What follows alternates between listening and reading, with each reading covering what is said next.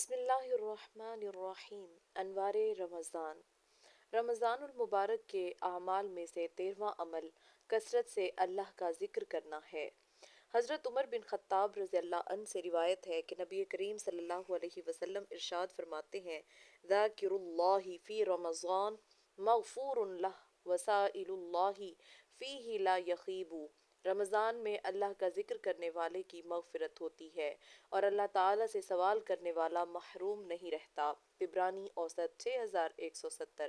شعب الایمان 3355۔ مذکورہ روایت سے رمضان کا ایک اہم کام ذکر الہی میں مصروف اور مشغول ہونا معلوم ہوتا ہے۔ رمضان المبارک کی ساعتوں کو قیمتی بنانے اور اس کے ایام کی قدر و قیمت کو حاصل کرنے کے لیے ذکر الہی ایک بہترین عمل ہے جس کو جتنا بھی کیا جائے کم ہے۔ روزہ رکھ کر فضول کاموں میں یا خالی بیٹھ کر وقت کو ضائع کرنے کے بجائے چلتے پھرتے، اٹھتے بیٹھتے، سوتے جاگتے کام کاج کے دوران اپنی زبان کو اللہ کے ذکر میں مصروف رکھنا چاہیے تاکہ وقت بھی قیمتی بن جائے، روزہ بھی اعلیٰ درجہ کی قبولیت پر فائز ہو اور رمضان کی بھی صحیح طور پر قدردانی ہو سکے۔ ایک اعرابی نے جب نبی کریم صلی اللہ علیہ وسلم سے درخواست کی کہ اسلام کے احکامات بہت سے ہیں، مجھے کوئی ایسی جامع بات بتائیے جس کو میں اچھے طریقے سے تھام لوں، تو آپ صلی اللہ علیہ وسلم نے ارشاد فرمایا: لا یزال لسانک رطبا من ذکر اللہ عز وجل۔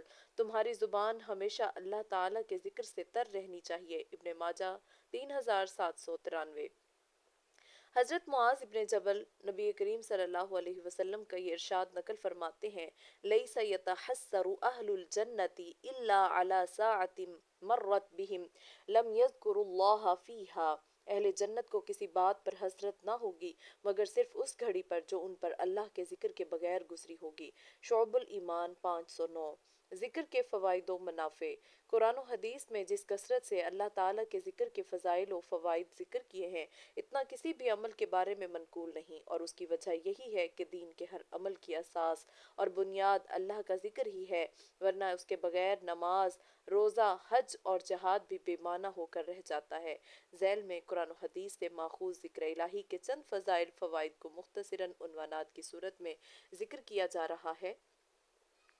نمبر 1، ذکر کرنے والے کو اللہ تعالیٰ یاد کرتے ہیں۔ البقرہ 152، بخاری 7405۔ نمبر 2، ذکر کرنا افضل ترین عمل ہے۔ ترمذی 3377۔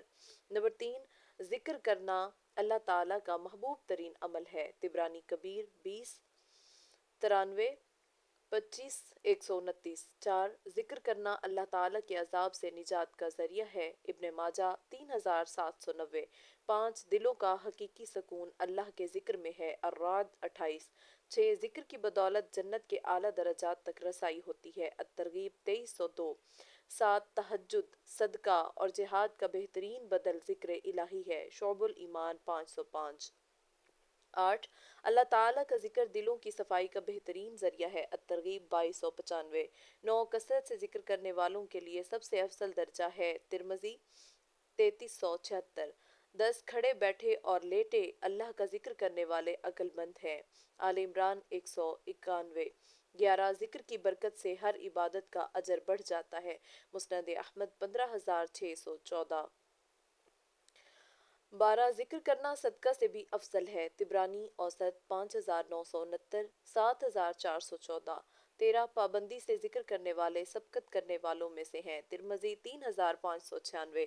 14، پابندی سے ذکر کرنے والوں کے لیے گناہوں کی بخشش۔ ترمذی 3596۔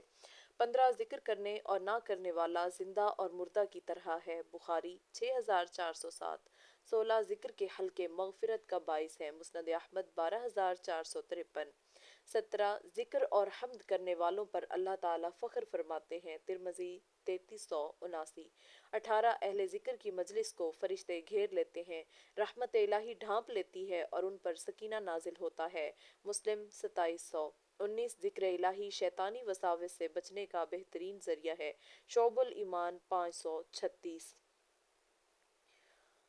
رمضان المبارک میں 4 چیزوں کی کثرت کا حکم۔ حضرت سلمان فارسی رضی اللہ عنہ سے مروی ہے ایک طویل حدیث جس میں انہوں نے نبی کریم صلی اللہ علیہ وسلم کا وہ خطبہ ذکر کیا ہے جو آپ صلی اللہ علیہ وسلم نے شعبان کی آخری تاریخ میں رمضان سے ایک دن پہلے ارشاد فرمایا تھا۔ اس میں رمضان سے متعلق بڑی قیمتی اور مفید نصیحتیں ارشاد فرمائی ہیں۔